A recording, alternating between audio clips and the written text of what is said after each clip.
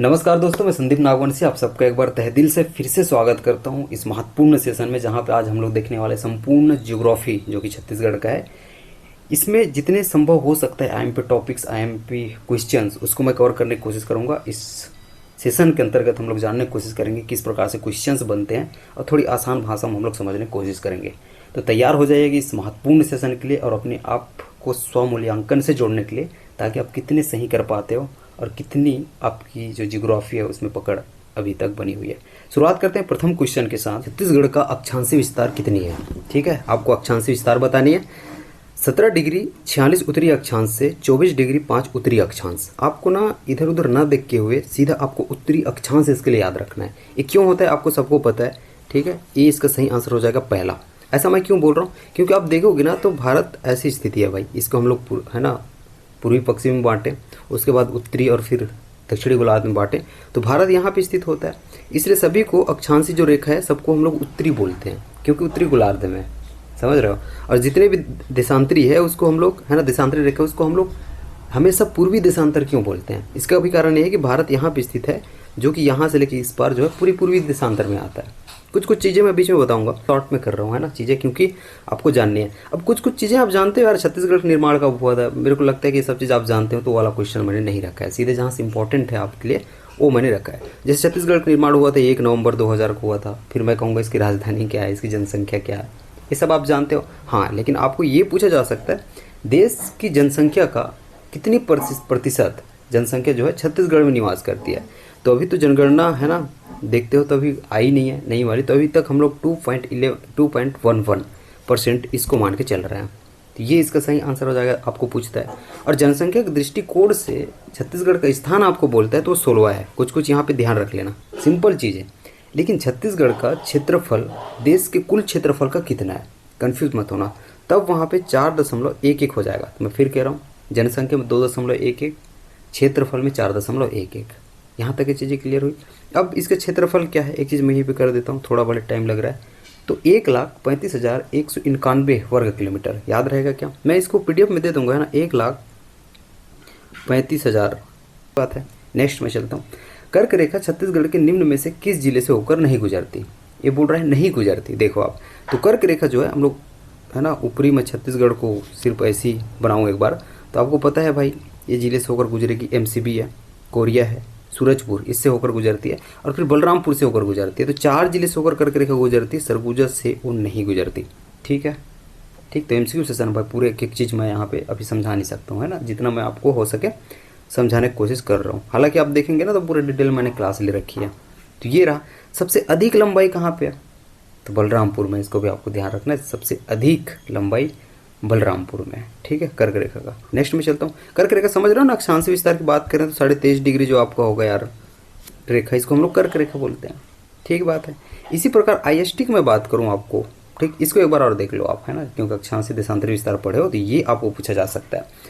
छत्तीसगढ़ का सबसे उत्तरतम बिंदु कौन से? हमें ये तो पता होता है कि बलरामपुर सबसे उत्तरी जिला है, ठीक है, बलरामपुर क्या है, सबसे उत्तरी जिला है, ठीक। और वहीं पे आपको दक्षिणी जिला बोले तो सुकमा हो जाता है, लेकिन बिंदु पूछे ना तो सुंदरी गांव जो कि रामानुजगंज है ना इसके अंतर्गत आएगा, बलरामपुर होता है, ये सबसे उत्तरी। असत्य को पहचाना, मैं इसको बता रहा हूँ कौन सा सत्य है भी बताऊंगा।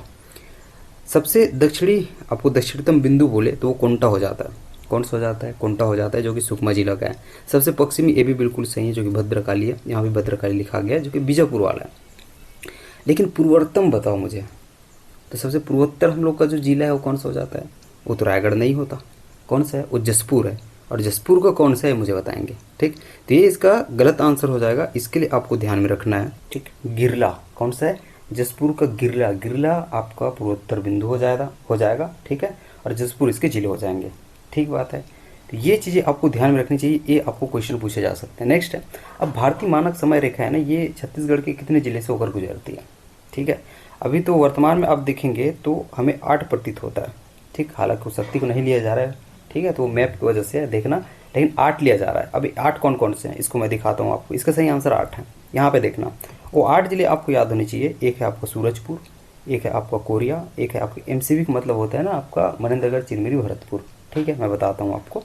और आपका एक कोरबा हो जाएगा, ये जांजगीर चांपा हो जाएगा, बलौदाबाजार, महासमुंद और गरियाबंद। तो 8 जिले हो गए, 1 2 3 4 5 6 7 8। ठीक बात है, तो इसको आपको ध्यान में रखना है। तो ये भी आपको पूछे जा सकते हैं। अब मैं नेक्स्ट चलता हूँ, अगला आपका क्वेश्चन है, एक चीज़ और है यहाँ पे ध्यान रखना, यहीं पे एक चीज़ बताता हूँ। जो आपके उत्तर से दक्षिण की लंबाई है ना, वो तो 700 से 800 किलोमीटर लिया जाता है, याद रखना। और पूर्व से पश्चिम की आप देखेंगे तो वो 400 है ना, 435 आपको ध्यान में रखना है। कितना? 435। और ये वाला जो है 700 से 800 कर लेना, 735 मत याद रखना, 700 से 800 माना जाता है उत्तर से दक्षिण। फिर कह रहा हूँ, उत्तर से दक्षिण 700 से 800, और पूर्व से पश्चिम कितना माना जाएगा? तो 435। सही बात है। नेक्स्ट क्वेश्चन की ओर चलो। अगला क्वेश्चन आपका भारतीय मानक समय रेखा एवं कर्क रेखा, ये थोड़ा कंफ्यूजन वाला है ना, एक दूसरे को काटते कहाँ पे हैं। जैसे कर्क रेखा ऊपर से गुजर रही है, छत्तीसगढ़ को उत्तरी छत्तीसगढ़ से गुजरती है, ऐसा दिशा को भी ध्यान रखना है ना, उत्तरी छत्तीसगढ़ से गुजरती है।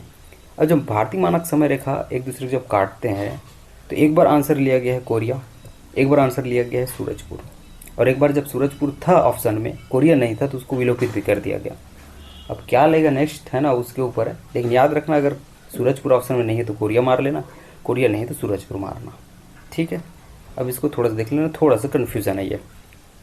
मध्य प्रदेश राज्य छत्तीसगढ़ के किस दिशा में स्थित है? अब एक चीज़ आपको करना होगा जो कि मैपिंग है, मैं इसके लिए रिक्वेस्ट करूँगा, क्योंकि मैपिंग के लिए ना वो करना यहाँ थोड़ा मुश्किल होता है एमसीक्यू वाला। बस मैपिंग को आपको ध्यान में रखना है, बस मैं बता देता हूँ, लेकिन यहाँ के इंपॉर्टेंट क्वेश्चन मैं करा देता हूँ। ठीक बात है। मध्य प्रदेश कहाँ पे स्थित है मुझे बताएंगे? पूर्व में, उत्तर पश्चिम में, उत्तर दक्षिण में, या फिर पश्चिम में? बताएंगे। पश्चिम में याद रखना महाराष्ट्र है आपका। क्या है? महाराष्ट्र है। तो उत्तर पश्चिम में हो जाएगा आपका मध्य प्रदेश। कहाँ पे हो जाएगा? उत्तर पश्चिम हो जाएगा। वो बोले यदि ऑप्शन में उत्तर पश्चिम नहीं है, सिर्फ पश्चिम है, ठीक है, तो पश्चिम मार के आपको आना है, क्योंकि पश्चिम में ये हम लोग छत्तीसगढ़ देखें, मैं ऐसे ही बना दूँ तो यहाँ पे है ना भाई आपका, यहाँ पे एमपी है आपका, जिससे होके हम लोग अलग हुए हैं। यहाँ पे महाराष्ट्र है, आप देखते हो, यूपी, झारखंड, उड़ीसा, ठीक, आंध्र प्रदेश, तेलंगाना, ये चीज़ देखते हैं हम लोग। ठीक, तो ये कहाँ पे एमपी? आप अच्छे से देखो तो उत्तर पश्चिम में हो जाता है। ठीक बात है, ध्यान रहेगा। नेक्स्ट में चलता हूँ, अगला है आपका, निम्न में से कौन सा छत्तीसगढ़ का भू अवस्थित जिला नहीं है? मोस्ट मोस्ट मोस्ट इंपॉर्टेंट है। इसके अगले में आप देखेंगे ना, सबको मैंने लिख के रखा है, यहाँ पे एक बार देख लो। भू अवस्थित जिला क्या है, ये भी आपको पूछा जा सकता है। जो दूसरे राज्य की सीमा से न जुड़ा हो, याद रखना। भू अवस्थित जिला क्या हो जाएगा? जैसे हम लोग इंडिया में बोलते हैं ना कि भू अवस्थित राज्य है, मतलब वो समझ रहे हो, भू अवस्थित राज्य है मतलब ना तो किसी समुद्री सीमा से जुड़ रहा है, ना ही वो है ना किसी दूसरे देश की सीमा से जुड़ रहा है। लेकिन जिला के संदर्भ में क्या हो जाएगा? ना तो किसी राज्य से छू रहा है। समझ रहे हो? ठीक है, तो इसको हम लोग क्या बोलेंगे? भू अवस्थित जिला बोलेंगे, जो कि लैंड लॉक्ड होता है और लॉक होता है, किसी से टच नहीं होता। ऐसा कौन सा जिला है मुझे बताएंगे? क्या सरगुजा है? बोलेंगे हाँ सर बिल्कुल है। क्या कोरबा है? सर बिल्कुल है, क्योंकि कोरबा किसी राज्य को नहीं छूता है, याद रखो। ठीक, बिलासपुर बिल्कुल भी किसी को नहीं छूता है, पहले छू रहा था, जब जीपीएम बना ना कट के तो नहीं छूता है, ऐसे था ना जी। ठीक, यहाँ से जीपीएम बन गया इधर, तो बिलासपुर अभी नहीं छूता। सारंगढ़ बिलाईगढ़ जो अभी नया बना है, ये भाई लैंड लॉक्ड नहीं है, ये टच होता है। किससे टच होता है? इसके लिए मुझे कमेंट करके बताओ तो किससे टच होता है? उड़ीसा से होता है, या फिर यूपी से होगा, यानी कि झारखंड से होता है। इसको आप कमेंट कर सकते हो। तो लैंड लॉक्ड आपको समझ में आ गया, ये पूरे जिले आपको याद रखना है, लैंड लॉक्ड कौन कौन है। ठीक है, बस आप मैपिंग आपका तगड़ा होगा ना तो ये चीज़ बन जाएगा। देखना, अब जांजगीर चांपा उठा लो, शक्ति उठा लो, बेमेतरा उठा लो, ये बीबी का मतलब बलौदा बाजार है, फिर कह रहा हूँ बीबी का मतलब बलौदा बाजार है। दुर्ग उठा लो, रायपुर, बालोद, दंतेवाड़ा देख लेना, है ना, सरगुजा, कोरबा, बिलासपुर, ये सबको आप देख लो मैप में, ये कभी भी किसी भी राज्य की सीमा को टच नहीं करते हैं, तो ये लैंड लॉक्ड होगा। ठीक बात है। नेक्स्ट क्वेश्चन की ओर मैं चलता हूँ। ठीक, अगला क्वेश्चन आपका, छत्तीसगढ़ के सबसे लंबी सीमा को स्पर्श करने वाला राज्य कौन सा? मैंने कहा ना मैपिंग वाला काम आपको करनी है। यहाँ दिखाऊँ तो थोड़ा सा ना दिक्कत है, ठीक, क्योंकि उसको मैं डाउनलोड करके नहीं रखा हूँ। बस आप समझ जाना कि मैं क्या कहना चाह रहा हूँ। छत्तीसगढ़ के सबसे लंबी सीमा को कौन छूता है? राज्य कौन सा मुझे बताएंगे? तो भाई उड़ीसा है, सबसे ज़्यादा यही तो छूता है ना, छत्तीसगढ़ की सीमा को कौन छूता है? उड़ीसा छूता है। अब यहाँ पे एक चीज़ यहाँ पे देखना है, जो कि मैंने यहाँ रखा है, यहाँ पे देख लेना, सबसे लंबी सीमा तो भाई उड़ीसा हो जाएगा। लेकिन इसको, इस पेज को अच्छे से याद रखना, आंध्र प्रदेश सबसे कम सीमा को छूता है। मध्य प्रदेश सबसे बड़ा राज्य है। अब इसका मतलब क्या है? मतलब छत्तीसगढ़ से जो टच है ना, उनमें से बड़ा राज्य कौन सा है? जितने भी टच है, 7 राज्य टच करते हैं अपने को, ठीक है, जो कि झारखंड है, यूपी है, उड़ीसा है, तेलंगाना, आंध्र प्रदेश, महाराष्ट्र और मध्य प्रदेश। ये 7 जो टच करते हैं, उनमें से बड़ा राज्य कौन सा है? अपने आप में उनमें से क्षेत्रफल में बड़ा कौन सा है? तो हमें पता है मध्य प्रदेश बड़ा है, तो छत्तीसगढ़ को छूने वाला मध्य प्रदेश बड़ा है। लेकिन सबसे ज़्यादा को कौन छूता है छत्तीसगढ़ की सीमा को? तब वो उड़ीसा आ जाता है। इसका मतलब ये थोड़ी होगा कि वो बड़ा हो गया, छूता ज़्यादा को है लेकिन अपने आप में वो मध्य प्रदेश से छोटा है। समझ पा रहे हो? आंध्र प्रदेश से सबसे कम सीमा बनाता है अपने के साथ, इसको आपको याद रखना है। झारखंड ये सबसे छोटा राज्य है उसी प्रकार छूने वाला, ठीक है, जैसे मध्य प्रदेश बड़ा था। मुझे एक क्वेश्चन और है यहाँ पे, अंतर्राज्यीय वाला, ये बहुत इंपॉर्टेंट है। छत्तीसगढ़ का सबसे कम अंतर्राज्यीय सीमा वाला जिला कौन सा है, मुझे बताएंगे। धमतरी, कई बार क्वेश्चन पूछा गया है, तो धमतरी ना छोटा सा लगता है। देखो धमतरी नहीं छूता तो मैं इसको लैंड लॉक्ड में रखता ना, ठीक है, तो लैंड लॉक्ड में आपका धमतरी को मैंने नहीं रखा है। इसका मतलब ये है कि धमतरी छूता है, ओडिशा से लगता है, बहुत छोटा सा लगता है ये। आप मैप में देखेंगे तो बहुत हल्का सा, इसलिए इसे सबसे कम बोला जा रहा है। और वही बलरामपुर की बात करोगे सबसे अधिक अंतर्राज्यीय सीमा वाला जिला हो जाएगा। ठीक है, तो ये दोनों चीज़ें आपको याद रहेगी। नेक्स्ट क्वेश्चन की ओर चलता हूँ। निम्न में से सेल समूह में कोयला खनिज पाया जाता है, मतलब किस सेल समूह में कोयला खनिज पाया जाता है। बहुत सिंपल है और बहुत बार पूछने वाला पॉपुलर क्वेश्चन है ये, ठीक है। ये ना गुड़वाना है, कोयला आपको बोले तो आपको गुड़वाना करके आना है। कडप्पा के लिए मैं बताता हूँ, जो फेमस है इसके लिए, फेमस मतलब प्रमुख रूप से पाया जाता है, वो चूना पत्थर है, साथ में डोलोमाइट को भी इसमें आप जोड़ सकते हो, ठीक है। और धारवाड़ खनिज की दृष्टि से बहुत समृद्ध होता है। आर्कियन भी बहुत समृद्ध है, लेकिन उसमें दोहन थोड़ा कठिन होता है क्योंकि वो है ना गर्म लावा के ठंडा होने से बना है, थोड़ा हार्ड है, ठीक है। तो उसके लिए दोहन थोड़ा सा दिक्कत है। धारवाड़ में दोहन कर सकते हैं, खनिज की दृष्टि से सबसे महत्वपूर्ण है। लेकिन कडप्पा से हमें चूना पत्थर प्राप्त होता है, ठीक है। आपको पता भी होगा छत्तीसगढ़ मध्य भाग किससे बना है। Most part of the plain of Chhattisgarh is made up of Cuddapah rock system.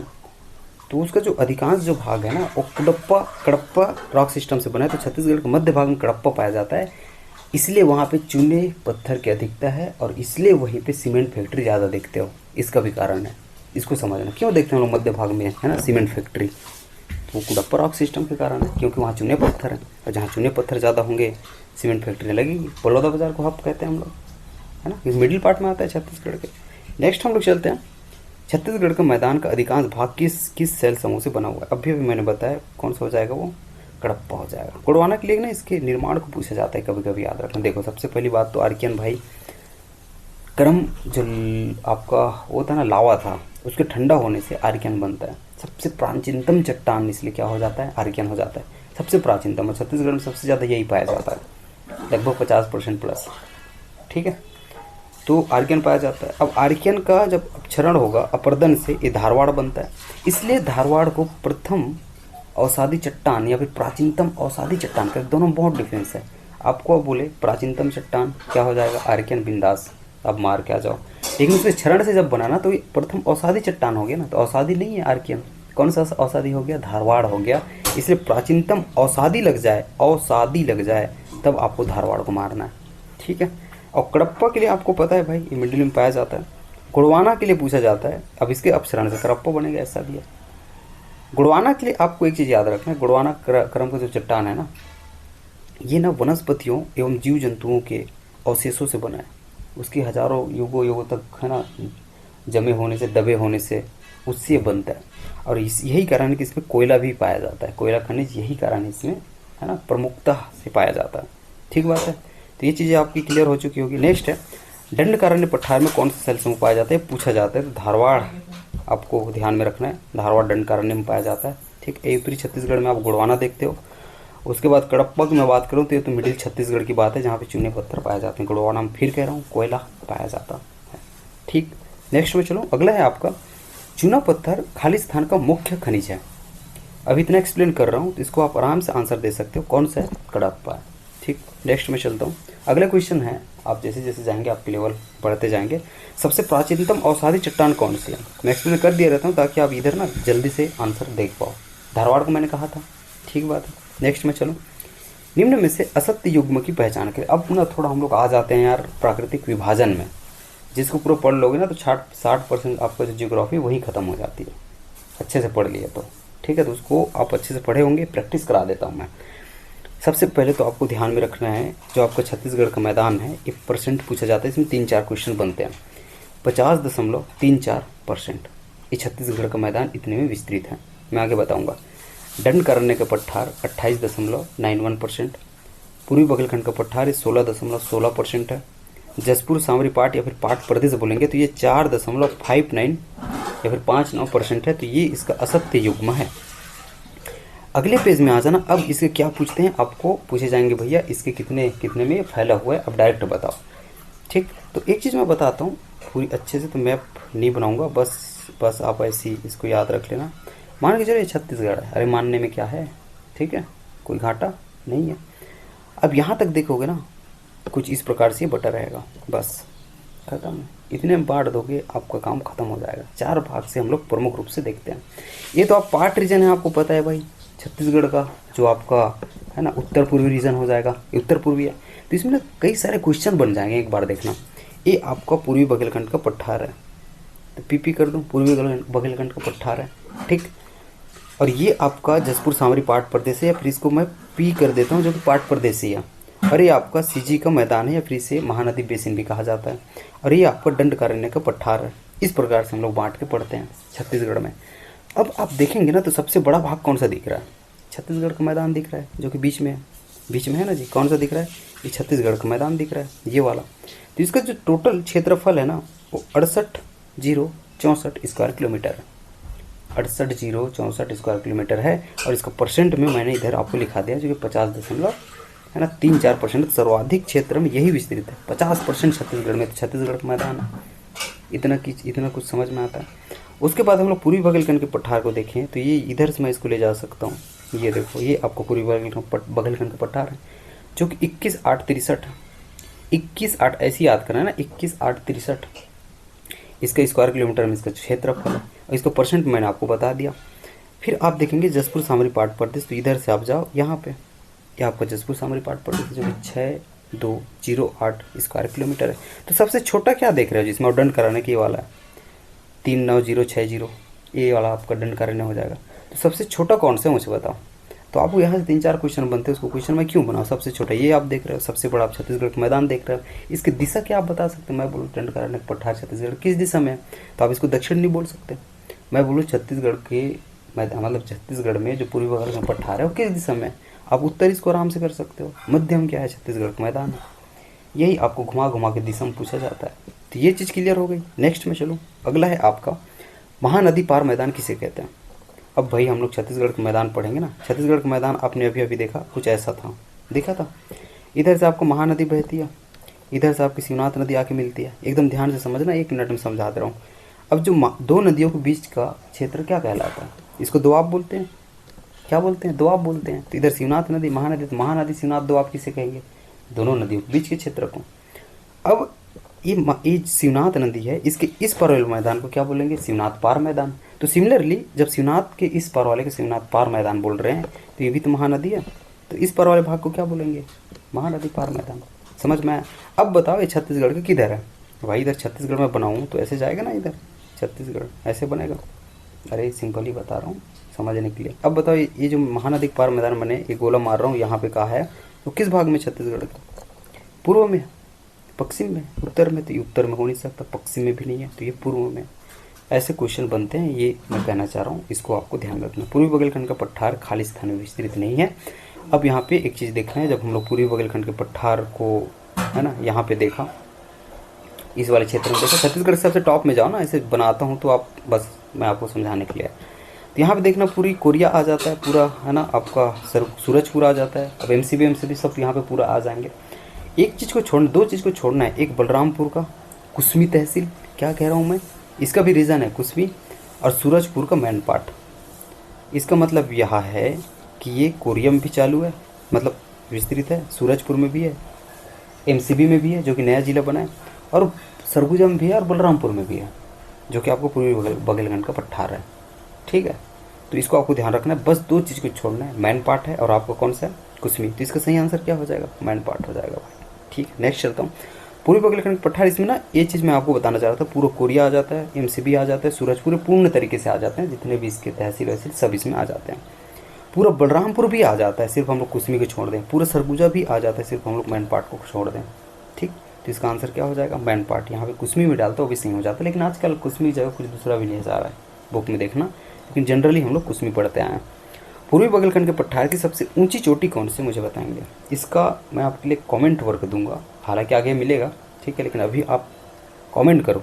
इसको तो आपको पता है, देवगढ़ की पहाड़ी, मतलब देवगढ़ चोटी जो कि देवगढ़ की पहाड़ी में रहेगा, ठीक। इसका ऊंचाई, इसकी ऊंचाई मुझे कमेंट करो।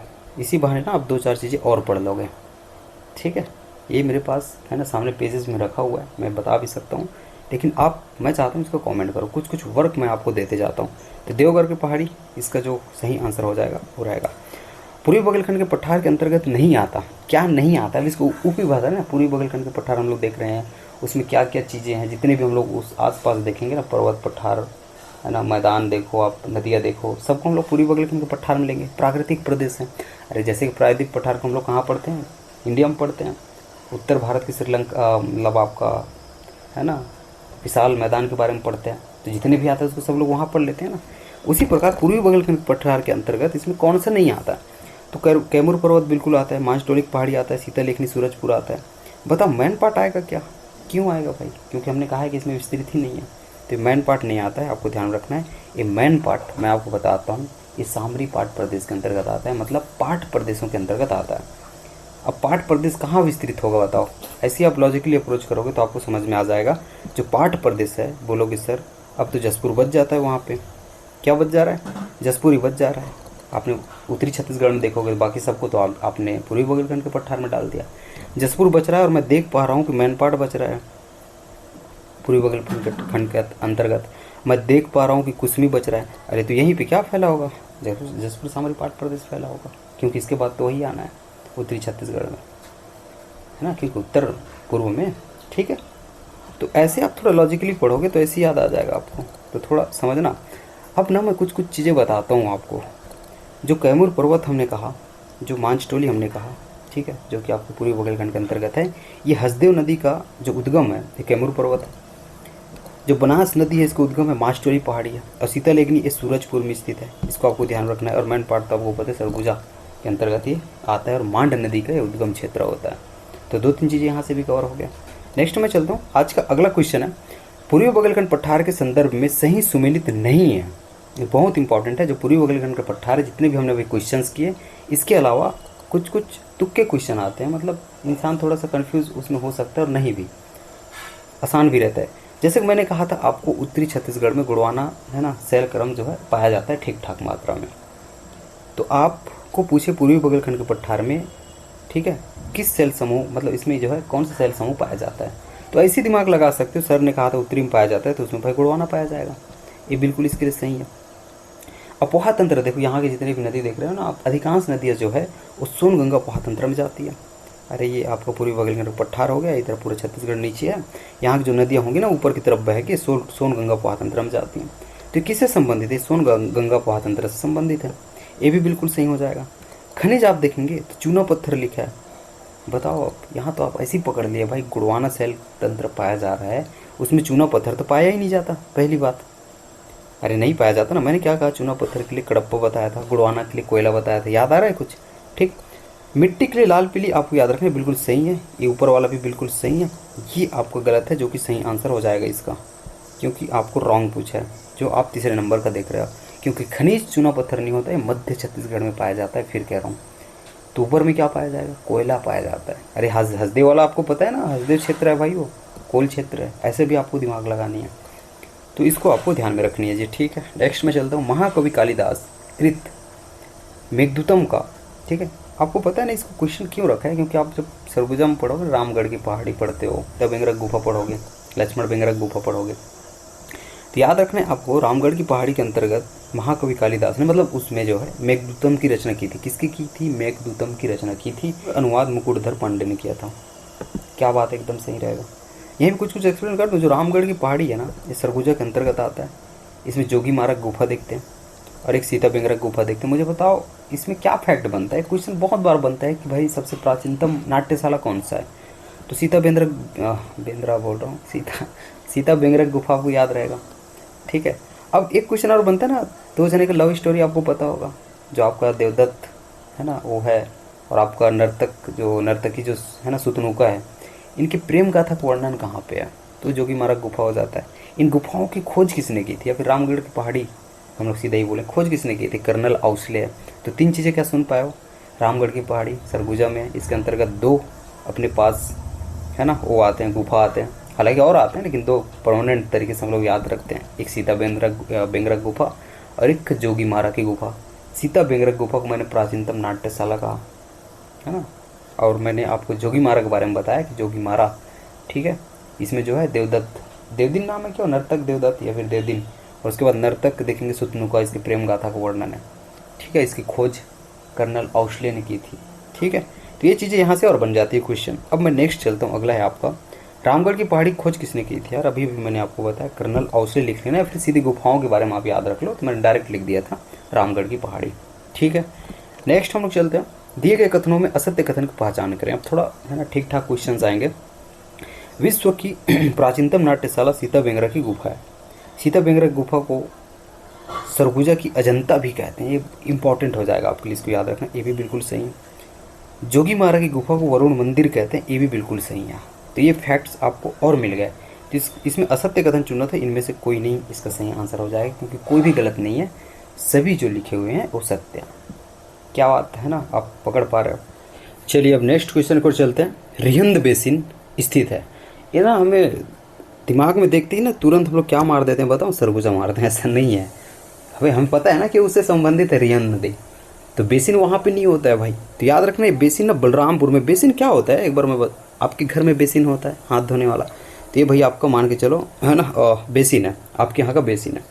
तो इसकी पानी निकलने के लिए कुछ इस प्रकार से होता है, आप यहाँ से भी पानी डाल रहे हो, यहाँ से डाल रहे हो, यहाँ से डाल रहे हो, जाएगा एक ही जगह से हो, ठीक, मतलब ऐसा जगह जहाँ से सभी तरफ से पानी आती है, ठीक है। और उसका मुख्य नदी जो है, जो जैसे मान के चलो रिहंद है, मुख्य नदी रिहंद है, तो ऐसी जगह जहाँ से पानी आ रही है रिहंद के सहायक नदियों से आएगी और एक जगह से होकर पूरी बह जाएगी, तो ये बेसिन कहलाता है। तो भाई रिहंद जहाँ से निकली है वहीं थोड़ी रहेगा बेसिन, ठीक है। तो याद रखना ये बलरामपुर में उसकी बेसिन, तो बेसिन बाहर बन सकता है ना, जिस नदी का संबंध जिस जिले से नहीं है मान के चलो निकलने वाली या फिर उद्गम वाला, तो बेसिन बाहर बन सकता है, क्योंकि बाहर जाके ऐसे हो सकता है अलग से, ठीक। तो याद रखना है बेसिन ही होता है भाई। तो ये बलरामपुर में है। यहाँ पे मैंने आपके लिए कुछ कुछ रख दिया कन्फ्यूजन ना हो करके। रिहंद बेसिन स्थित है वाड्रफ नगर बलरामपुर। एक्चुअल में आप कन्हार बेसिन देखते हो, यही भी रामनाथगंज है ना, रामानुजगंज आपका बलरामपुर में है। और हसदेव रामपुर जो बेसिन होता है ना, ये एमसीबी जीपीएम कोरबा, ये तीनों में फैला हुआ है। मैंने बताया ना बेसिन कैसा होता है, तो उस प्रकार से दिखेगा भाई, ठीक। तो ये फैला हुआ है, आपको ध्यान में रखना है। तो ये चीज़ें आपको क्या क्लियर हो चुकी है। नेक्स्ट में चलता हूँ हम लोग बिल्कुल भाई, अब छत्तीसगढ़ के मैदान की ओर धीरे धीरे जा रहे हैं। अब हमने है ना आपके पूर्वी बघेलखंड का पठार खत्म किया। अब इतना पता है ना पूर्वी बघेलखंड का पठार क्यों कहते हैं जी, क्योंकि बघेलखंड का है ना पूर्वी भाग है, इसलिए उसको पूर्वी बघेलखंड का पठार कह रहे हैं। मैंने बहुत डिटेल में पढ़ाया हुआ है ना, आई होप कि आपने सब देखा होगा, तो ये सब चीज़ आसान होगा। अब हम लोग पाठ प्रदेश की थोड़ा बात कर लेते हैं यार, इंपॉर्टेंट क्वेश्चन। सेल क्रम क्या पाया जाता है बताइए। जो ना छोटे छोटे क्वेश्चन आते हैं, एक एक बनाने से अच्छा है कि एक जगह मैं रख देता हूँ उसको। सामरी, जो जसपुर सामरी पाठ प्रदेश या फिर पाठ प्रदेशी इसको बोल लो, जो कि छत्तीसगढ़ के उत्तरी पूर्वी भाग में स्थित है, ठीक है। इसके संदर्भ में असत्य युग्म कौन सा है, अच्छा सत्य युग्म पूछा है वो, ठीक है। चलो देखते हैं। पहले सेल क्रम भैया, इसमें डक्कन ट्रेप होता है, खनिज बॉक्साइट पाया जाता है। अब यहाँ से एक चीज़ और मिल गया आपको, मैंने कहा कडप्पम में चूना पत्थर पाया जाता है, मैंने कहा गुड़वाना में कोयला पाया जाता है। अब यहाँ पे एक चीज़ और मिल गया कि डक्कन ट्रेप जब सेल क्रम आ रहा है तो बॉक्साइट मुझे देखने को मिल रहा है, तो डक्कन ट्रेप में बॉक्साइट पाया जाता है। अब एक चीज़ और यहाँ से निकाल सकते हो भाई, मैंने उत्तरी छत्तीसगढ़ में गुड़वाना पढ़ा, जो कि देवगढ़ वाली पहाड़ी क्षेत्र में, तो भाई उधर कोयले ज़्यादा पाए जाएंगे, ठीक है, समझ पा रहा। मैंने भाई दक्कन ट्रेप अभी सामरी पहाड़ में पढ़ रहा हूँ, मतलब ये तो भाई उत्तरी पूर्वी छत्तीसगढ़ है, उत्तर पूर्वी छत्तीसगढ़ है, जो कि जसपुर वाला क्षेत्र है, तो उस पास भाई मुझे पता है कि दक्कन ट्रेप पाया जा रहा है तो बॉक्साइट पाए जाएंगे। मध्य छत्तीसगढ़ में आएंगे चूना पत्थर पाया जाएगा, समझ पा रहे हो ना इस प्रकार से। तो याद रखना, इस ऐसे थोड़ा लॉजिकली आपको देखना है, एकदम अवेयर रहना। तो खनिज बॉक्साइट है, मिट्टी लेटराइट है, एक चीज़ और है, मिट्टी से भी संबंध रहता है भाई खनिज का, ठीक है। तो लेटराइट मिट्टी का संबंध सीधा बॉक्साइट से भी आप ऐसा है ना कर लेंगे तो हो जाएगा। अफवाह तंत्र बताएं कि गोदावरी अफवाह तंत्र से है ना वो होता है संबंधित है, बताओ। ये दूर दूर से नहीं है भाई इसका गोदावरी अफवाह तंत्र से संबंध। तो याद रखना है ये इसका असत्य हो जाएगा, क्या हो जाएगा, असत्य कथन हो जाएगा। इसको आपको ध्यान में रखना है, इसमें असत्य कर लो, असत्य युग्म की पहचान कर लो, सत्य युग्म वहाँ पे लिखा हुआ है, बाकी सब सत्य है, लास्ट का आपका असत्य हो जाएगा, ठीक है। अब यहाँ पे देखते हैं कुछ असत्य कथन की पहचान करें। सामरी पाठ जमीर पाठ के पूर्व में स्थित है, इसको ना कन्फ्यूज मत होना। पहली चीज़ तो ऐसे रख लो आप, 3 छोना खंड बना लो, वहाँ पे जैसा भी है उससे आपको कोई लेना देना नहीं है। अब एक एक को वहाँ पे पुट करते जाओ। ये लिखा है सामरी पाठ जमीर पाठ के पूर्व में स्थित है। तो थोड़ा सा करना, इसमें ना टाइपिंग में भले मिस्टेक हो सकती है, लेकिन मैं जो बता रहा हूँ उसको याद रखना। अब बीच में सामरी पाठ रख लो पहली बात, और इसमें आपको जमीर पाठ रख लेना है, और इसमें आपको लहसन पाठ रखना है। ठीक है, तो सामरी पाठ जो है जमीर पाठ के पूर्व में वहाँ पे लिखा है। तो इधर आप ना ध्यान पहली बात दो मत, मैं जो बोला हूँ उसको देखो। अब मुझे बताओ ये लहसन पाठ सामरी पाठ के किस दिशा में स्थित है, और ये मुझे बताओ ये जो जमीर पाठ मैंने जेड लिखा है ये सामरी पाठ के किस दिशा में स्थित है। बस इसको आपको पकड़ लेना है। तो इसको फिलहाल के लिए भूल जाओ, कन्फ्यूज हो सकते हो। बस इस चित्र को दिमाग में बिठा लो। बीच में एस है, सामरी पाठ है, उसके है ना पूर्व दिशा में क्या है, जमीर पाठ है, और उसके पश्चिम दिशा में क्या है, लहसन पाठ है। खत्म। अब वो कितने भी घुमाए चित्र बना लेना, हो जाएगा। और ये वाला आता है भाई, मैन पाठ की ऊंचाई है ना 1152 मीटर है। इसको आपको ध्यान में रखना है। यहाँ पाट प्रदेश की सबसे ऊंची चोटी है ना, ये लिखा है पाट प्रदेश की सबसे ऊंची चोटी मैन पाठ है, ये इसका गलत है। और आपको असत्य कथन की पहचान करना है, तो इसका सही आंसर क्या हो जाएगा, ठीक है, आपको लास्ट वाला ऑप्शन ऐसे कर लो इसको, ठीक है, जो कि गलत था, लेकिन सही आंसर यही हो जाएगा क्योंकि असत्य कथन पूछा है। तो अब मुझे बताओ इसकी ऊंची चोटी क्या है फिर पाट प्रदेश की, लगाओ दिमाग। तो इसकी ऊंची चोटी में आपको याद रखना है, जो कि छत्तीसगढ़ की भी ऊंची चोटी है। अब इतने में बता पाओगे कौन सी है, गौरलाटा।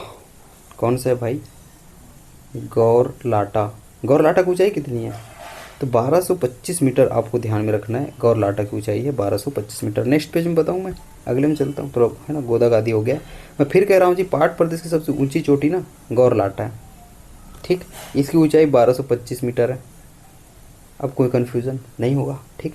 लेकिन ये किस पार्ट में उपस्थित है भाई, इसमें बहुत सारे पार्ट है, सामरी पार्ट है, जमीर पार्ट है, जारंग पार्ट, लहसुन पंडरा पार्ट, जसपुर पार्ट, कितना देखोगे यहाँ पे। तो किस पार्ट में स्थित है ये बताएं।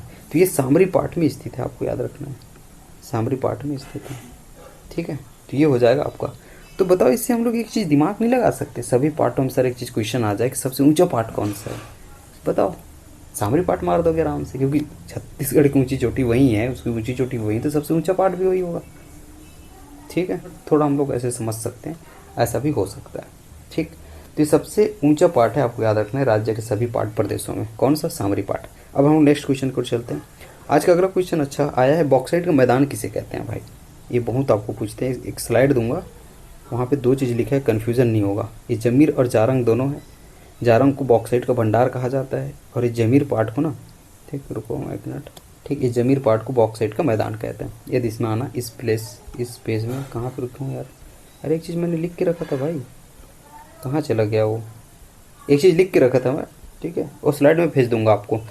फिलहाल याद रखना, बॉक्साइट का बड़ा भंडार जारंग पार्ट है, फिर कह रहा हूँ, और बॉक्साइट का मैदान जमीर पार्ट है। याद रहेगा क्या, ठीक है। तो याद रखना भंडारण, थोड़ा जमीर और जारंग में बड़ा कौन लग रहा है, आप बोल के देखो ना एक बार। आप जमीर बोलो और आप जारंग बोलो, थोड़ा बड़ा भाई टाइप कौन लग रहा है, जारंग नहीं लग रहा है, तो भंडार है मान लेना, अरे मैदान है। नेक्स्ट हम लोग चलते हैं, निम्न कथनों पर विचार कर सही उत्तर देवे। मैन पाट मांड नदी का उद्गम स्थल है एवं छोटा तिब्बत कहलाता है। तो इसमें मैन पाट है ना, मैं इसको समाहित करने की कोशिश क्यों कि एक क्वेश्चन में मिल जाए। छत्तीसगढ़ का शिमला किसे कहते हैं, मैनपाट को कहा जाता है। छत्तीसगढ़ मांड नदी का उद्गम स्थल है। छत्तीसगढ़ को छोटा तिब्बत कहते हैं, क्योंकि वो है ना 1962 आसपास होगा जहाँ तक, ठीक है। तो वो शरणार्थी आए थे ना तिब्बत से, है ना, उनको शरण दिया गया था, इसलिए उन्हें छोटा तिब्बत कहा जाता है। गौरलाटा सिर्फ पाट प्रदेश की नहीं, पूरे छत्तीसगढ़ की सबसे ऊंची चोटी है, इसको भी मैं बता दिया हूँ। बताओ कितनी सिंपल है। कन्हार नदी पंडरा पाट जसपुर से निकलती, इसको भी मैंने रख दिया ताकि आप भूलो ना। कन्हार नदी पंडरा पाट जसपुर से निकलती है, ठीक है। उपर्युक्त सभी, इसका सही आंसर उपर्युक्त सभी था। नेक्स्ट में चलो, अगला क्वेश्चन है, गौरलाटा की ऊंचाई कितनी है, मैंने अभी भी बता दिया 1225 मीटर। नेक्स्ट में चल रहा हूँ ना, ठीक है। नेक्स्ट है, निम्न कथनों पर विचार कर सही उत्तर देवे। मैन पाट मांड नदी का उद्गम स्थल है, यार इसको हमने अभी अभी किया है, ठीक। नेक्स्ट में चलता हूँ, डबल हो गया। पाट प्रदेश का सबसे ऊंचा पाट कौन सा है, मुझे बताएंगे। हमने कहा सबसे ऊंचा पाट, ठीक है, दो तीन से बनेगा। एक सबसे बड़ा पार्ट कौन सा है, सबसे लंबा पार्ट कौन सा है, सबसे ऊंचा पार्ट कौन सा है, सबसे नीचा पार्ट कौन सा है, ऐसा। तो याद रखना है आपको, सबसे ऊंचा पार्ट अरे सामरी है, अभी अभी मैंने आपको बताया था, ठीक। अब मुझे बताओ पाट प्रदेश का सबसे ऊंचा पार्ट, अच्छा इसका स्क्वायर किलोमीटर पूछा सकते हैं, याद रखना। इसको मैंने अलग से एक बार और डाल दिया है इस स्लाइड को, ताकि आप इसमें कुछ कुछ देख सको। ये पूछा जाता है सामरी पार्ट की ऊंचाई कितनी है, तो 2225 स्क्वायर किलोमीटर, क्या 2225 स्क्वायर किलोमीटर ये सामरी पार्ट की ऊंचाई है, ठीक है। एक पूछा जाता है कि average height above the sea level, कितनी है उसकी, average height above the sea level, मतलब समुद्र तल से उसकी ऊंचाई कितनी है, तो लगभग 600 मीटर है, प्लस है, 600 मीटर प्लस है, इसको भी आपको ध्यान में रखनी है। ठीक, मैं नेक्स्ट चलूँ। पाट प्रदेश का सबसे बड़ा एवं लंबा पाट कौन सा है, मुझे बताएंगे। सबसे बड़ा एवं लंबा पाट कौन सा है? जसपुर पाट है, इसको क्या करना, जसपुर। ठीक, अब यहाँ पे ना दो चीज़ और बनता है, मैं यार आपको 3 क्वेश्चन का जवाब दे दिया है। एक, सबसे ऊंचा पार्ट कौन सा है, ध्यान रखना सामरी है, उसका लॉजिक भी हमने कुछ कुछ लगा दिया था, भले लॉजिक मत लगे, याद करने के लिए तो सही है। सबसे बड़ा पार्ट कौन सा है, लंबा नहीं बोल रहा हूँ, नहीं मतलब सबसे ऊंचा नहीं बोल रहा हूँ, सबसे बड़ा कौन सा है, जसपुर पार्ट। सबसे लंबा पार्ट कौन सा है, जसपुर पार्ट। सबसे ऊंचा पार्ट कौन सा है, तो हमने कहा था वो, लेकिन सबसे नीचा पार्ट भी तो पूछ सकता है, तो सबसे नीचा पार्ट आपको याद रखना है, पार्ट प्रदेश में सबसे नीचा पार्ट, ठीक है, ये जसपुर पार्ट ही है। अब बोलोगे सर सबसे बड़ा भी है, लंबा भी है, सबसे नीचा भी है ना भाई, बड़ा है लंबा है, इसका मतलब ये थोड़ी कि भाई है ना वो नीचा नहीं रहेगा, तो सबसे नीचा पार्ट है, उससे मतलब है नहीं, बस विस्तृत इसका क्षेत्रफल बहुत है, शायद मैंने अगले स्लाइड में ये बिल्कुल रखा है। यहाँ पर देखना तो 4304 स्क्वायर किलोमीटर उसका जो है टोटल है ना विस्तार है, इसको आपको ध्यान में रखना है। ठीक बात है, नेक्स्ट में चलूँ। अच्छा, यहाँ पे मैंने रखा है बॉक्साइट का मैदान, बॉक्साइट का भंडार, ताकि है ना आपको ये याद करने में आसानी हो। बॉक्साइट का मैदान किसे कहते हैं, छोटा भाई जमीर। बॉक्साइट का भंडार किसे कहते हैं, बड़ा भाई जारंग। और ये स्लाइड तो नहीं भूले हो ना, 3 हम लोग ऐसे लिखे थे।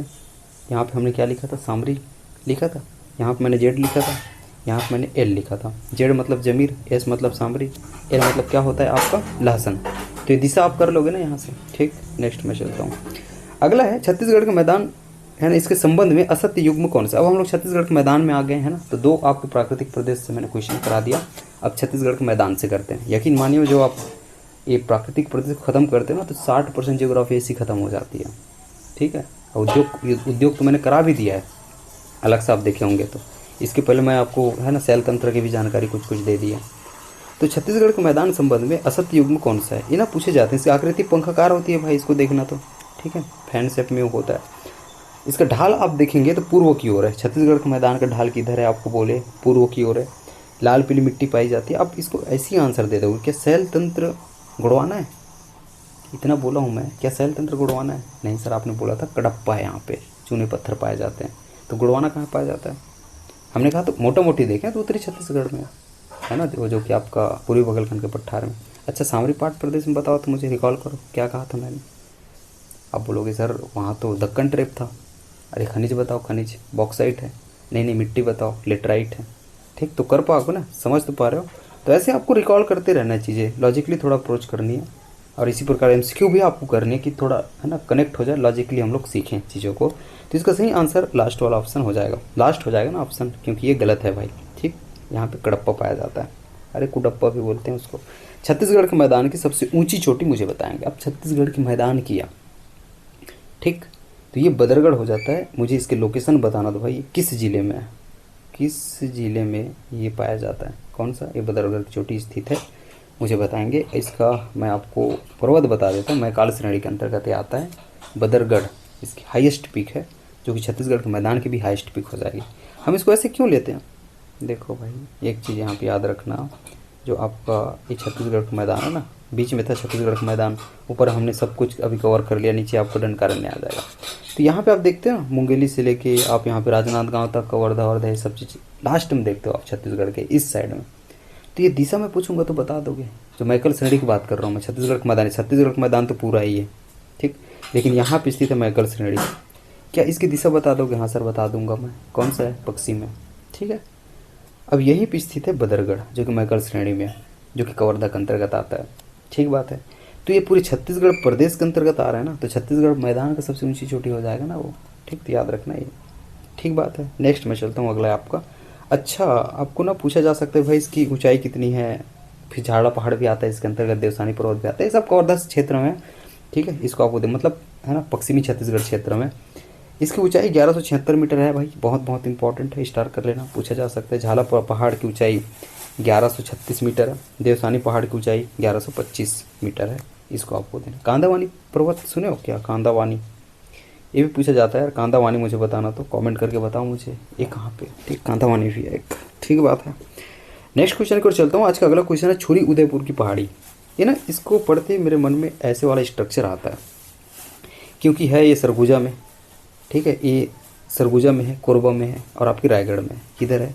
सरगुजा में, कोरबा में, रायगढ़। मैंने पढ़ाया था तो इस प्रकार से आपको पढ़ाया था। ठीक है, ये आपको इसको ध्यान में रखना है। तो कोरबा भी टच हो जाता है, रायगढ़, कोरबा, सरगुजा ऐसे ही टच हो जाता है। तो इस प्रकार से ये देखने को आपको मिलता है। तो छुरी उदयपुर की पहाड़ी जो है ना, इसमें आपको ध्यान में रखना है। ऑप्शन नंबर सेकंड इसका सही आंसर हो जाएगा। क्या क्लियर है? ठीक, नेक्स्ट में चलता हूँ। अगला है पेंड्रा लोरमी पठार की प्रमुख चोटी कौन सी है? पलमा चोटी, लाफागढ़। ये ना देख के पता चल रहा है यार, प्रमुख चोटी वही होगा ना जिसकी ऊंचाई सबसे अधिक है। ठीक, तो पेंड्रा लोरमी पठार की प्रमुख चोटी या फिर सबसे ऊंची चोटी बोलोगे। सिर्फ पेंड्रा लोरमी पठार मैंने कहा है, याद रखना है इसको भी। छत्तीसगढ़ के मैदान नहीं कहा है ना। तो पेंड्रा लोरमी पठार हालांकि छत्तीसगढ़ के मैदान के अंतर्गत आएगा, लेकिन सिर्फ पेंड्रा लोरमी पठार को भी तो स्पेसिफिक पूछा जा सकता है। तो ये पलमा चोटी आपको ध्यान में रखना है। ठीक है, 1080 मीटर इसकी ऊंचाई है। और लाफागढ़ चंदली पहाड़ भी आपको याद होना चाहिए, इसके अंतर्गत आएगा, जो कि 1048 मीटर आपका लाफागढ़ का ऊंचाई हो जाता है। तो कुछ कुछ क्वेश्चंस आपको डबल टेबल मिल रहा है एक है ना क्वेश्चन में। असत्य कथन की पहचान करें। चलो इसको आप एकदम है ना अच्छे से पढ़ो। मैकल श्रेणी सतपुड़ा पर्वत का भाग है। इसकी सबसे ऊंची चोटी बदरगढ़ है। मैंने बताया था सतपुड़ा पर्वत है, इसको तो नहीं बताया था, याद रखना। सतपुड़ा पर्वत का भाग है भाई। ठीक है, इसकी सबसे ऊंची चोटी हमने देखा है ना बदरगढ़ है। यह 2 नदी एवं 2 अफवाह तंत्र के मध्य जल विभाजक का कार्य करती है। ये ना कैसे करती है मैं बताता हूँ। देखो भाई, मैकल श्रेणी आपका यहाँ पे है और इधर आपको पूरे छत्तीसगढ़ है। ठीक है, अब आपको पता है 2 नदी के बीच इसको करना है। एक तो इधर महानदी है और एक इधर आप देखेंगे तो वेनगंगा है। तो water divider between 2 reverse and 2 drainage systems. कैसे? मैंने कहा ये वाटर डिवाइडर की तरह काम करता है, 2 नदियों के बीच करता है और 2 अफवाह तंत्र के बीच करता है। 2 नदी मैंने बता दिया कौन सा है आपको, इधर महानदी वाला है और एक है वेनगंगा। ठीक बात है। अब बताओ ये कौन कौन से है ना उसके अफवाह तंत्र के बीच करेगा। तो याद रखना, नर्मदा अफवाह तंत्र देखते हो इधर आप जाओगे तो इंडिया में पढ़ते हो, और ये आपका कौन सा रहेगा? महानदी। तो ये दोनों के बीच में भी जल विभाजक की तरह काम कर रहा है। ठीक है, तो इसको आपको ध्यान में रखना है। तो ये तीनों ऑप्शन सही है। मैकल श्रेणी बनास नदी का उद्गम स्थल है भाई, इसको आप है ना खत्म कर दो। बनास नदी का उद्गम स्थल नहीं है।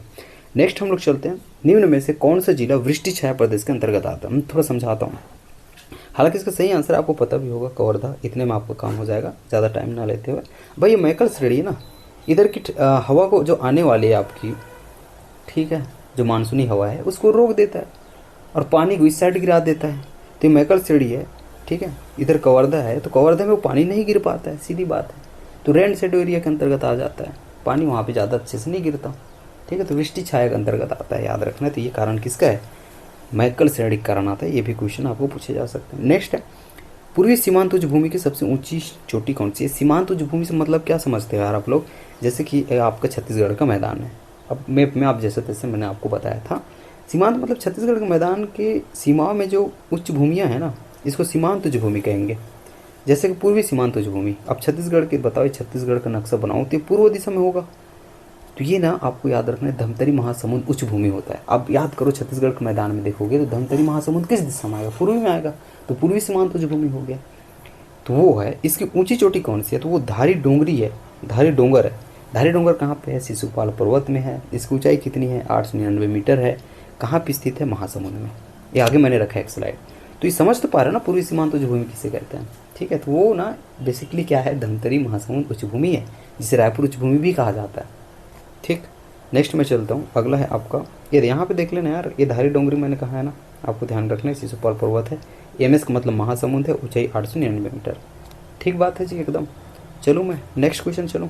सिहावा पर्वत का प्राचीन नाम बताओ। ये ना क्वेश्चन बनाने का मतलब ये बनता है यार कि छत्तीसगढ़ के मैदान में शामिल है, तो मुझे बना देनी है क्वेश्चन। ठीक, सुक्तिमती के साथ जाना, ये तो मैंने ही क्वेश्चन ऑप्शन बनाया था, सह्याद्री, सिहावी, ताकि आपको थोड़ा कन्फ्यूजन हो। ठीक है, नेक्स्ट में चलता हूँ। घोड़ाधार जलप्रपात है, महासमुंद, धमतरी, गरियाबंद। कहाँ पे है भाई घोड़ाधार जलप्रपात? बताओ। ये भी महासमुंद में आपको ध्यान में रखनी है, एक यूनिक क्वेश्चन हो सकता है। नेक्स्ट, छाता पहाड़ स्थित है, बताएंगे महासमुंद, गरियाबंद, धमतरी या फिर इनमें से कोई नहीं? इनमें से कोई नहीं इसका सही आंसर है, बताओ। तो है ना, एक एग्जामिनर को चाहिए कि एग्जाम की तरह ले। ठीक, तो देखो आप, इनमें से कोई नहीं इसका सही है। तो इसका सही आंसर क्या हो जाएगा? अगर वो बलौदा बाजार होता तो बलौदा बाजार में छाता पहाड़ आपको ध्यान में रखना। अगला क्वेश्चन है आपका, दंडकारण्य पठार संबंधित है, मुझे बताएंगे। तो पहला क्वेश्चन में तो आपको समझ में आ गया भाई कि दंडकारण्य का जो पठार है संबंधित है, तो ऑप्शन पढ़ूंगा तभी समझ में आएगा किससे संबंधित है। महानदी अपोहा तंत्र से नहीं है, ये ना बताता हूँ। महानदी जो अपोहा तंत्र है ये छत्तीसगढ़ का मैदान संबंधित है, ठीक है, इतना तो पता होगा। गोदावरी अपोहा तंत्र से, सोनगंगा अपोहा तंत्र से, भाई ये तो हमने किससे जोड़ा था, ठीक, आपका जो ऊपर वाला हमने पढ़ा ना अभी, पूर्वी बगलखंड का पठार सोनगंगा अपोहा तंत्र से जुड़ता है। ये गोदावरी अपोहा तंत्र से है ना संबंधित है। दंडकारण्य पठार आप देखेंगे इसकी सबसे प्रमुख नदी है ना, आप देखेंगे कोटरी देखते हो, प्रमुख नदी में आप इंद्रावती देखते हो, ठीक है, जो कि गोदावरी अपोहा तंत्र के हिस्सा होते हैं। नेक्स्ट में चलूँ जी, दंडकारण्य पठार के संदर्भ में असत्य कथन कौन सा है। सबसे ऊंची चोटी नंदीराज है, क्या है, नंदीराज है, जो कि बहुत ज़्यादा इंपॉर्टेंट है और बहुत सही है, 1210 मीटर, ठीक। शैल समूह मुझे बताएंगे, तो इसमें आर्कियन एवं धारवाड़ पाया जाता है ना, याद रखना। और आपको नंदीराज के लिए स्पेशली पूछा जाता है, याद रखना, वहाँ पे पुरातन शैल बोला जाता है जो कि आर्कियन है, ठीक है, इसको ध्यान में रखना है। खनिज लोहा एवं टीन पाया जाता है, बस्तर तो भाई प्रसिद्ध है। प्रमुख नदी महानदी है क्या, बताओ, ये असत्य है। प्रमुख नदी क्या महानदी नहीं है, कोटरी आ जाता है, आपको इंद्रावती आ जाता है, ये इधर के प्रमुख नदियाँ हो जाती हैं, डंकनी संकनी, ये सब चीज़ आप जानते हो। ये यहाँ पे देखना जो कि सही रहेगा, कोटरी, नारंगी, इंद्रावती बिल्कुल सही है, डंकनी संकनी, ठीक। नारंगी नदी किस जिले का या फिर कहाँ का लाइफलाइन कहलाता है, मुझे बताओ, जीवन रेखा, नारंगी नदी को मैंने कहा, ठीक है, इसको मुझे बताना, कमेंट करके बताना। जब मैं नदी पढ़ाऊंगा तो वहाँ पे और अच्छे से देखेंगे। छत्तीसगढ़ का चेरापूंजी किसे कहते हैं, क्योंकि अत्यधिक वर्षा वाला क्षेत्र है भाई अपना अबूझमाड़ की पहाड़ी, इसलिए इसे है ना छत्तीसगढ़ का चेरापूंजी कहा जाता है, ठीक बात है। नेक्स्ट में चलो, अगला क्वेश्चन है, इसको अच्छे से पढ़ना। खुरसेल घाटी में सर्वोच्च किस्म का सागौन पाया जाता है, सर्वोच्च किस्म का। जाटलू नदी में नैसर्गिक रूपेण मगरमच्छ पाया जाता है, नैसर्गिक मतलब प्राकृतिक तरीके से, ठीक बात है। बैगा जनजाति इस पहाड़ी में निवास करती, क्या बताओ, अबूझमाड़ की पहाड़ी में, ठीक है, इसमें ना थोड़ा सा वो है, याद रखना इसको, अबूझमाड़ की पहाड़ी कर लो, बैगा जनजाति अबूझमाड़ की पहाड़ी में निवास करती, ऐसा कर लेना। सिर्फ एक कथन सही है, नहीं भाई, दो कथन सही है, बिल्कुल ये दो कथन सही है, याद रखना, पहला और दूसरा। खुसरेल घाटी में सर्वोच्च किस्म का सागौन पाया जाता है, सर्वोच्च किस्म का। जाटलू नदी में प्राकृतिक रूप से मगरमच्छ पाया जाता है। लेकिन बैगा जनजाति, मुझे बताओ, क्या बैगा जनजाति अबूझमाड़ की है ना पहाड़ी में निवास करती, नहीं भाई, अबूझमाड़िया जनजाति करती है। तो बैगा जनजाति कहाँ निवास करती है, मैकल श्रेणी को बैगाओं का घर कहा जाता है, आपको याद है, ठीक, तो उसको बैगा जनजाति को उससे जोड़ लेना, मैकल श्रेणी से, फिर कह रहा हूँ आपको, ठीक बात है। तो इसमें सिर्फ दो कथन सत्य था। नेक्स्ट है, अच्छा इसको कुछ पढ़ के रखो, ये बहुत तंग करते हैं, ऐसे क्वेश्चन बनाओ तो 5 क्वेश्चन यही बन जाता आपके, ठीक है। तो क्वेश्चन संख्या भले आपके पास 70 उत्तर आज आएगा, लेकिन 70 अपने आप में 130 के बराबर होगा, याद रखना, क्योंकि इतने सारे मैंने एक्सप्लेन किया है। याद रखना, गोदावरी सबरी मैदान ना, इसकी औसत ऊंचाई कभी पूछ दिया जाता है 300 मीटर से कम होती है, तो लगभग 300 मीटर आप मान सकते हो। राव घाट की पहाड़ी, आरी डोंगरी की पहाड़ी, गढ़िया पहाड़, ये कांकेर जिला में, ये भी क्वेश्चन पूछा गया है, मैं बना सकता था, लेकिन मैं एक पेज में दे रहा हूँ। बस्तर का मैदान, ये बहुत इंपॉर्टेंट, बस्तर पठार बस्तर का मैदान, हम लोग जो है कंफ्यूज होते हैं, मैं चित्र दिखाता, बस याद रखना, बस्तर का मैदान बस्तर में नहीं है, मतलब बस्तर जिले में फैला नहीं है, ठीक है। तो बस्तर का मैदान बीजापुर, सुकमा, इसको आपको ध्यान में रखना। देखो भाई, बस्तर के पठार, ठीक है, बस्तर के जो पठार है वो बस्तर और सुकमा में फैला हुआ है, उसी प्रकार बस्तर का जो मैदान है बीजापुर और सुकमा में फैला हुआ है, इसको आपको देखना है। अलबका, अलबामा, उसूर पहाड़ियाँ, ये बीजापुर में है, इसको ध्यान रखना। जब पहाड़ वाली चैप्टर करेंगे तो वहाँ बहुत कुछ है, फुलझाड़ी, आरी डोंगरी, आरी डोंगरी तो बता दिया मैंने, रानी डोंगरी, बड़े डोंगर, छोटे डोंगर, ये सब चीज़ हम लोग बात करेंगे, ठीक। नेक्स्ट है, किसकाल घाटी किन नदियों के मध्य जल विभाजक का कार्य करती। तो किसकाल जो आप वैली देखते हो, ये जो है ना, दो चीज़ें, एक है आपका महानदी, एक है आपका इंद्रावती। भाई किसकाल यहाँ पे है, तो इधर से सिहावा से निकल के आपकी इंद्रावती जाती है, जो आपकी महानदी जाती है, और इधर से आपकी इंद्रावती ऐसे बहती है। छत्तीसगढ़ में मैंने पढ़ाया था। तो जब ये आपका घाटी है, कौन सा किसकाल घाटी है, तो ये दोनों नदियों के बीच क्या कर रहा है, ठीक है, वाटर डिवाइडर का काम कर रहा है, इसको आपको ध्यान रखना। इसका सही आंसर सेकंड हो जाएगा ना, महानदी और इंद्रावती। नेक्स्ट है, मैकल श्रेणी किन नदियों के मध्य जल विभाजक का कार्य करती है। मैकल श्रेणी को मुझे बताओ, अच्छा इसको मैंने बता दिया था क्या, ठीक है। महानदी एवं शिवनाथ नदी है, महानदी एवं इंद्रावती है, ये तो हो ही नहीं सकता, ये भी नहीं हो सकता, ये भी नहीं हो सकता। तो महानदी एवं वेन गंगा है ना, इसको मैंने बता दिया था, शायद आपको ध्यान में रख लें, आपको याद करने के लिए रखा है। देखो क्या लिखा है, इसका कोई है नहीं।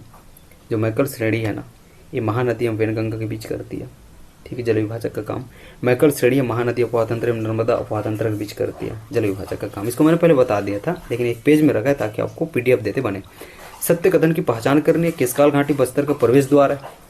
बिल्कुल है, द गेटवे ऑफ, ठीक है। बस्तर किसको कहते हैं, किसकाल घाटी को कहते हैं, 12 मोड़ है, ये भी पूछा जाता है। किसकाल घाटी को फूलों की घाटी कहते हैं, ये भी पूछा जाता है। यह छत्तीसगढ़ बेसिन एवं बस्तर पठार के मध्य सीमा बनाती है, ये भी पूछा जाता है। इसका सही आंसर ऑप्शन सही हो जाएगा, जो कि लास्ट वाला है ना, ऑप्शन नंबर चौथा, उपर्युक्त सभी। बस्तर का कश्मीर किसे कहते हैं, मुझे बताएंगे भाई। खुरसेर को कहते हैं, विंता, दरभा, तो विंता घाटी को बस्तर का कश्मीर कहा जाता है। ये आपका पार्ट 1 था, ठीक। इसका पीडीएफ आज ही डल जाएगा, शाम तक डल जाएगा। पीडीएफ पाने के लिए आप टेलीग्राम ग्रुप से जुड़ सकते हो, लेकिन है ना, किसी भी बिना पर्पज़ के मैं काम नहीं करता हूँ, नहीं आप करो, कोई भी बिना पर्पज़ का काम नहीं करता है। तो मेरा एक पर्पज़ है कि सब कुछ कंप्लीट कराना, लेकिन इससे भी एक इम्पॉर्टेंट चीज़ है कि एक, है ना, एक मिनिमम जो होता है लिमिट, भाई इतने स्टूडेंट एटलीस्ट पसंद करें कि भाई हाँ सर आपकी क्लास से हेल्प हो रही है। तो आप कमेंट करके बताना हेल्प हो रही है, तो मैं इसकी अगले, है ना, जो खंड है आधे घंटे या फिर कुछ में ख़त्म करा दूंगा, तो आपकी ज्योग्राफी समाप्त हो जाएगी। उसके बाद मैं एक ही दिन में आपको फिर, है ना, सीजी हिस्ट्री देने वाला हूँ, फिर हम लोग इंडियन ज्योग्राफी की ओर चलेंगे। इतनी चीज़ हम लोग ख़त्म करने वाले हैं। चैनल पर सब्सक्राइब कर रहे हैं ना, क्योंकि अभी 3-4 घंटे के बाद आपके पास एक फिजिक्स की क्लास आने वाली है, मतलब वो जो एमसीक्यू करेंगे वो आने वाली है, एक्सप्लेनेशन के साथ आने वाली है, ठीक है। तो वो भी आप देख सकते हो। इसकी पीडीएफ आपको चाहिए तो आप ग्रुप से आके जुड़ जाना। ग्रुप का नाम रहेगा संदीप स्टडी सेंटर, जिसका लिंक डिस्क्रिप्शन में डला हुआ है। वीडियो अच्छी लगी तो लाइक करना दोस्तों, शेयर करना, चैनल पर सब्सक्राइब करना नहीं भूलना। मिलता हूँ अब, है ना, कुछ देर के बाद। बहुत बहुत धन्यवाद।